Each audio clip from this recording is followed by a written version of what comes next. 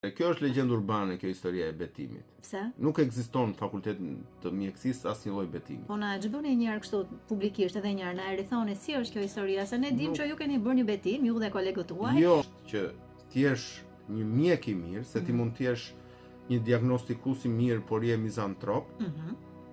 Por që ti jesh një mjek i mirë, duhet të jesh empatik. Kjo është e sigurt.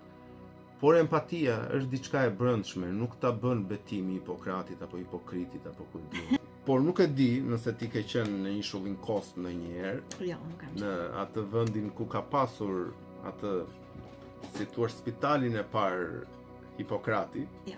Është gati gjysma e ishullit. Jo, nuk e di. Është gati gjysma e ishullit. Vendi ku ai ka ushtruar profesionin e tij. Është gati gjysma e ishullit. Është një që mbas kaq vitesh, mijëra vjet, është akoma një vend madhështor dhe legjendar. Me shkallë mermeri, me statuja, që tregon që Hipokrati ka qenë i pasur në atë kohë.